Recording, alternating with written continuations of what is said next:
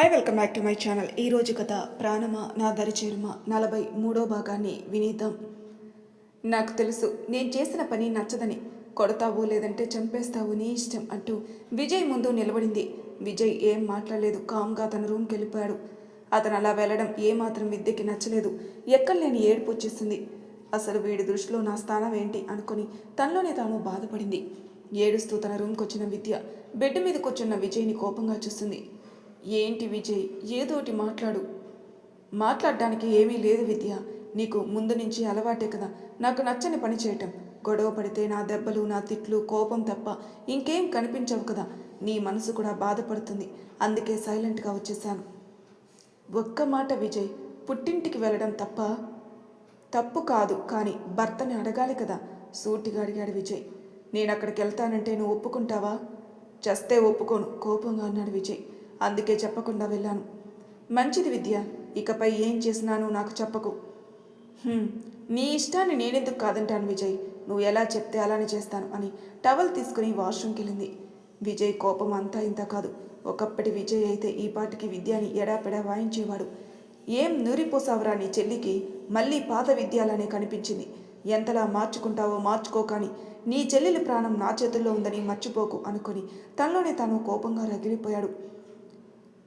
Dining table దగ్గర కూర్చొని ఉన్నారు సురేఖ, భానుమతి గారు. సురేఖ, ఏంటి నువ్వు చేస్తుంది? తినడం మానేస్తే పరిస్థితులు చక్కబడిపోతాయా? మరేం చేయనమ్మా, జై ఏంటో నాకు అర్థం కావడం లేదు. శివానితో మళ్ళీ గొడవ పడ్డాడు. ఏంటి? అవునమ్మా, మళ్ళీ గొడవ పడడం ఏంటి? అసలు ఏం జరుగుతుంది వాళ్ళిద్దరి మధ్యన? అదే అమ్మా నాకు అర్థం కావడం లేదు. ఇంత జరుగుతున్నా కూడా మీ అల్లుడు గారు మౌనంగానే ఉన్నారు.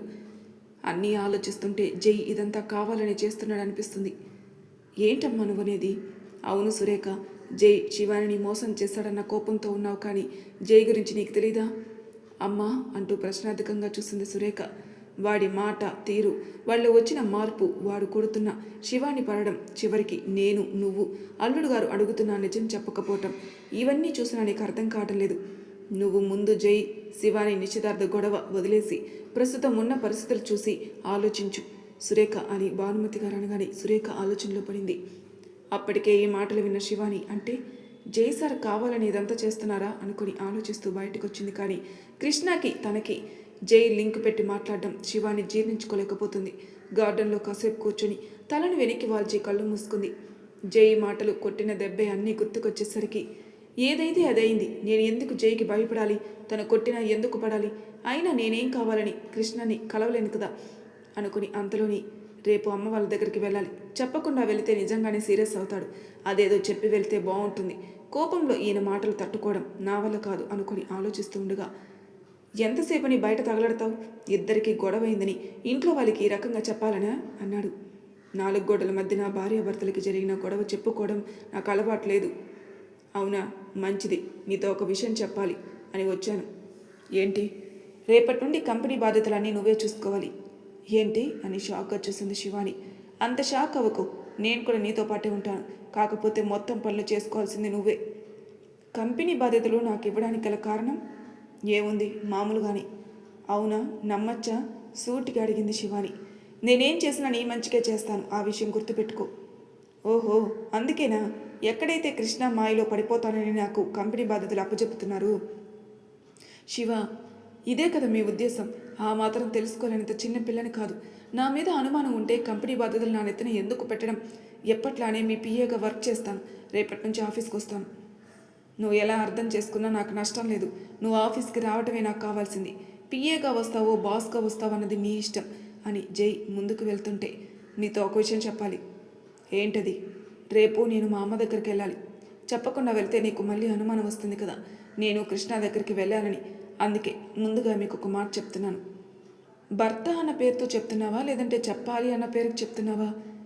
మీరు ఎలా అనుకున్నా నాకు నష్టం లేదు, చెప్పాల్సింది చెప్పాను అని శివాని తన రూమ్కి వెళ్ళింది. కానీ మనసంతా ఏదో మనసులో లేదు. జై కృష్ణతో ముడిపెట్టి మాట్లాడడం తట్టుకోలేకపోతుంది. పైగా ఈ మధ్యన జై మాటలు కూడా చాలా వింతగా ఉన్నాయి. అసలు ఈయన ఏమనుకుంటున్నారు నా గురించి? నా మనసు ఏంటో అందరికన్నా ఎక్కువ జై సార్కే కదా తెలుసు. అలాంటిది ఆయన ఎప్పుడు అనేది నా క్యారెక్టర్ కోసం కూడా బ్యాడ్గా ఎందుకు? ఎవరు ఏమన్నా పట్టించుకొని నేను జై సార్ అన్న మాటలకి ఇంతలా కృంగిపోతున్నాను. ఎందుకు ఎందుకు అనుకుంటుంది. ఎందుకు వచ్చావు జై నా లైఫ్లోకి? అసలు ఎందుకు వచ్చావు? నిజంగానే నువ్వు మోసం చేసి నిజం దాచినా బాగుండేది కదా. నీ ప్రేమలో నన్ను నేను మైమరిచిపోయేదాన్ని, కానీ నిజం తెలిసిన దగ్గర నుంచి నా మనసులో లేదు జై. నిన్ను క్షమించలేక నాకు నేను సర్ది చెప్పుకోలేకపోతున్నాను. ఇవన్నీ చాలు అన్నట్టు కృష్ణ గొడవ ఒకటి. నిన్ను కాపాడుకోవాల్సింది నేనే, అందుకే ఆఫీస్కి వస్తానని చెప్పాను. కృష్ణ ఏ క్షణమైనా నీతో తలపడచ్చు అనుకుని కంట్లో తడి తెరుచుకుంది. తన భుజంపై ఎవరో చేయి వేయడంతో వెనక్కి తిరిగి చూసి, అమ్మమ్మ ఎందుకే ఏడుస్తున్నావు అని భానుమతి గారు అనగానే చిన్నపిల్లలా వెక్కి వెక్కి ఏడ్చింది శివాని. ఊరుకో శివాని, ఎందుకు ఏడుస్తున్నావు? ఏం చేయనమ్మమ్మ, అన్ని బంధాలు చిక్కుముడిలానే ఉన్నాయి. చివరికి మీ మనవడితో ఉన్న బంధం కూడా. ఏం చేశాడే వాడు? అసలు ఏం జరిగిందో చెప్పమంటే నువ్వు కూడా చెప్పడం లేదు. చెప్పమ్మా, అసలు ఏమైంది? ఏముందమ్మమ్మ, ఈరోజు గుడికి వెళ్ళాను కదా, కృష్ణ నాకు ప్రపోజ్ చేశాడని జరిగిందంతా చెప్పింది శివాని. ఏంటి? అవునమ్మమ్మ, నేను అసలు అలాంటి దాన్నా జై సార్ నాకు ఆయనకి లింక్ పెట్టి మాట్లాడుతుంటే ప్రాణం పోయినట్టుగా ఉంది తెలుసా? అర్థమైంది శివాని. ఇప్పటికే ఇద్దరి మధ్యన దూరం అనుకుంటే మళ్ళీ ఇదొకటి తగిలిందా? ఈ ప్రాణానికి ఎందుకు? కృష్ణ అంత రాక్షసంగా తయారవుతున్నాడు. అసలు వాడికి ఏ పాపం చేశామని ఇంట్లో మనశ్శాంతి అనేది లేకుండా చేస్తున్నాడు. ఆ అమ్మమ్మకి నిజం చెప్తే ఇంకా ఏమన్నా ఉందా? విజయ్ అన్నయ్య వల్లే ఇదంతా ఇంత ముప్పు వచ్చిందని అన్నయ్య మనసు బాధపడేలా మాట్లాడుతుందేమో. ఏంటి శివాని, నీలో నువ్వే ఏదో ఆలోచించుకుంటున్నావు? ఏం లేదమ్మమ్మ. సరే కిందకు పద, భోజనం చేద్దు. వద్దమ్మమ్మ, నాకు ఆకలిగా లేదు. ఎందుకు లేదు? జై అన్న మాటలకి తిండి తిప్పలు మానేద్దామనా? అదేం కుదరదు, కానీ పద. ఇలా అందరినీ నెత్తిన ఎక్కించుకోవటం మానే నానమ్మ లోపలికి వస్తూ అన్నాడు జై. ఏంట్రా ఎప్పుడు లేనిది ఇలా మాట్లాడుతున్నావు? అయినా శివాని ఎలాంటిదో నీకు తెలీదా? నాకేం తెలుసు, గత 2 నెలలుగా తెలుసు. చేతిలో ఉన్న భోజనం ప్లేట్ పక్కన పెట్టి అన్నాడు. ఎందుకు ఇదంతా చేస్తున్నావో ఇప్పుడే నిజం చెప్పురా, జై చేతిని పట్టుకుని అడిగారు భానుమతి గారు. ఏంటి ఇలా అడుగుతున్నావు? చేయడం ఏంటి, చెప్పడం ఏంటి? ఇంతకీ అమ్మ భోజనం చేసిందా? ఫోన్కి ఛార్జింగ్ పెడుతూ అడిగాడు. చేసింది నాన్న. సరే లేట్ అయింది కదా, పడుకోనానమ్మా, మార్నింగ్ మాట్లాడుకుందాం. ఇంకా ఇక్కడే ఉంటే నా మాటలతో బుర్ర తినేస్తానా? నా ఉద్దేశం అది కాదు. నీ మనవరాలు పొద్దుటి నుంచి ఏమి తినలేదు, కాస్త అన్నం తినిపిద్దామని. నీ ఎదురుగా దానికి తినిపిస్తే బాగోదు కదా. ఏంటోరా, నీ మాటలకి చేష్టలకి నాకేం అర్థం కావడం లేదు, కానీ ఎవ్వరూ నిన్ను నమ్మినా నమ్మకపోయినా నేను మాత్రం నమ్ముతాను. నువ్వేదో చేస్తున్నావు, కానీ అది ఎవరికీ తెలియకుండా జాగ్రత్త పడుతున్నావు. చూస్తాను ఎన్ని రోజులు నా దగ్గర కూడా ఇలాంటి వేషాలు వేస్తావు అని భానుమతి అక్కడి నుంచి వెళ్ళగానే, ఏంటి ఇంతకుముందు ఏదో డైలాగ్ కొట్టావు కదా, 4 గోడల మధ్యన భార్యాభర్తల గొడవలు చెప్పుకుని అలవాటు లేదని. మరి ఏంటి నువ్వు చేస్తుంది? నేను చెప్పింది గుడిలో విషయం, మన మధ్యన గొడవ కాదు. నువ్వు నన్ను కొట్టావన్న సంగతి కాదు. నిన్ను 2 దెబ్బలు కొట్టిన పాపానికి నా చంపలు ఎర్రగా కందిపోయేలా 100 సార్లు కొట్టావు కదే. ఇప్పుడు చెప్పు, ఎవరిని బాధ పెడుతున్నారు అని జై అనకని శివాని ఏం మాట్లాడలేదు. భోజనం చేసి పడుకో అని జై టవల్ తీసుకుని వాష్రూమ్కి వెళ్ళాడు. శివాని మాత్రం ఏం మాట్లాడలేదు, ఆలోచిస్తూ బయట ల్యాండ్లోకి వచ్చింది. ఆమె మనసు నిండా ఎన్నో ఆలోచనలు, అవి చాలా దూరం వెళ్తున్నాయి. ఏం జరుగుతుంది అన్నీ ఆలోచిస్తుంటే అమ్మమ్మ అన్నట్లు జై సార్ అంతా కావాలనే చేస్తున్నారా?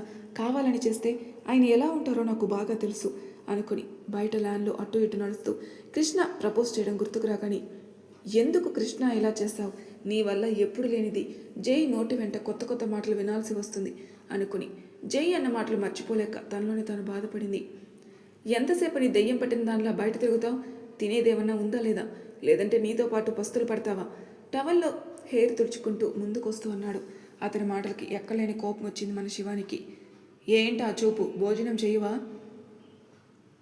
చెయ్యని తప్పుని లేనిపోని మాటలు అంటే నువ్వు పడతావేమో, కానీ నేను పడను. ఇప్పుడు ఎవరు తప్పు చేశారు? ఎవరు నిన్ను మాట్లాడినారు? అది మీకు తెలుసు, నాకు తెలుసు. నాకు ఆకలిగా లేదు, మీరే తినేయండి అని చెప్పి బెడ్ మీదకి చేరింది.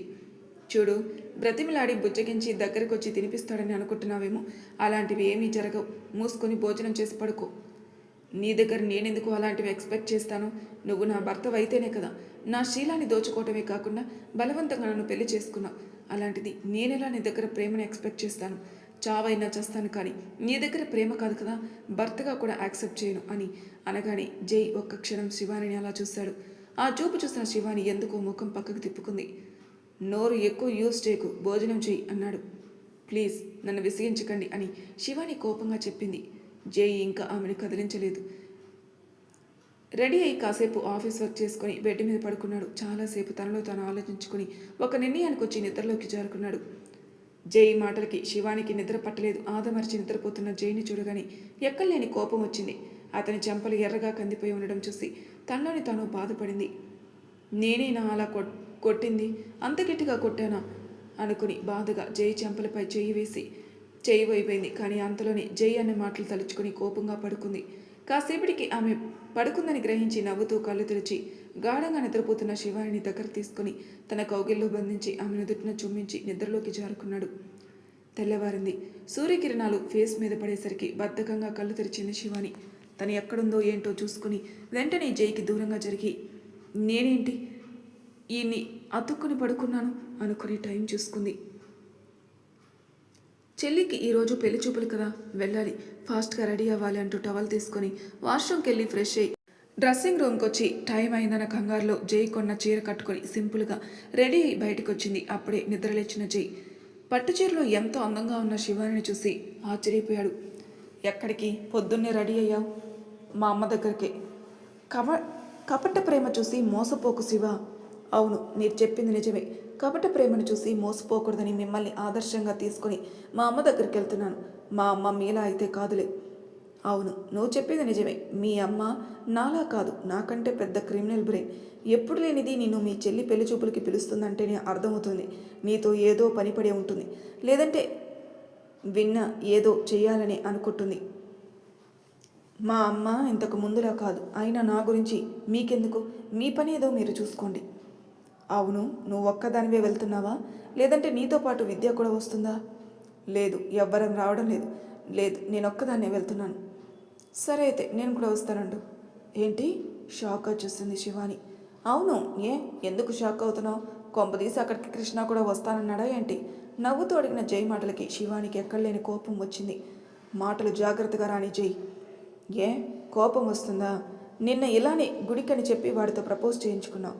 ఇప్పుడు పెళ్లి చూపులని చెప్పి వాడిని కలవన్న గ్యారంటీ ఏంటి? అయితే రండి నాతో పాటు. మీతో మాట పెంచుకొని గొడవ పెట్టుకోవడం నాకు ఇష్టం లేదు. నేను కృష్ణాన్ని కలవడానికి వెళ్తున్నానో లేదంటే మా పుట్టింటికే వెళ్తున్నానో మీకు బాగా అర్థమవుతుంది అంటూ వస్తున్న కన్నిటిని ఆపుకొని జడ వేసుకుంది. మీ అమ్మ ఎంత మాయలాడో నీకు తెలియదు శివ. నిన్ను పిలిచింది అంటే ఖచ్చితంగా ఏదో తిరకాసు ఉంది, చూస్తాను, వస్తాను కదా అనుకుని గబగబా రెడీ అయ్యి స్టైల్గా హెయిర్ స్టైల్ దువ్వి ఎలా ఉన్నాను శివ అన్నాడు. పచ్చి మోసగాడెలా ఉన్నావు? అవునా, సరే పద. నిజంగా నీ పొగడ్తన హార్ట్ని టచ్ చేసింది బంగారం అని జై అనగానే శివాని కోపంగా చూసింది. నువ్వు ఎంత చేసినా ఏమీ చేయలేవులే కానీ పద, టైం అవుతుంది అని కింద నుంచి పై వరకు శివానిని చూసి ఒక్కసారిగా ఆమెని మీదకు లాక్కున్నాడు. ఊహించని చరికి షాక్గా చూసింది శివాని. పచ్చి మోసగాడితో కాపురం చేయడానికి రెడీగా ఉండు అంటూ ఒక్కసారిగా ఆమె పెదవుల్ని అందుకున్నాడు జై.